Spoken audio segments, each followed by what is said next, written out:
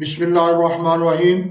آج کل کا جو سب سے زیادہ مسئلہ ہے وہ ہے میاں بیوی کی ناچاکی، میاں بیوی میں بے اتفاقی، میاں بیوی میں خام خواہ کا روٹھنا، میاں بیوی میں خام خواہ کی بدگمانی۔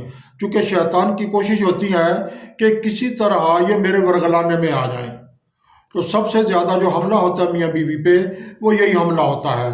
تو اس کا طریقہ یہ ہے، آپ 2 رکعت نماز نفل پڑھیں گے، بہتر ہے کہ عشاء کے بعد، عشاء کی نماز کے بعد، نہیں تو پھر جس طرح مرضی کر لیں۔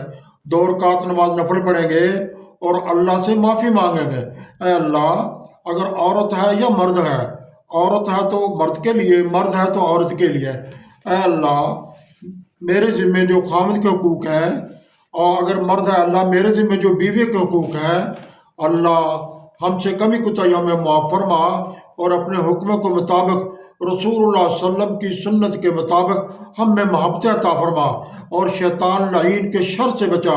اور یہ پڑھیں 11 بار اول آخر درود ابراہیمی، اور 111 بار یا جامعو، یہ پڑھنا ہے، دعا مانگنی ہے۔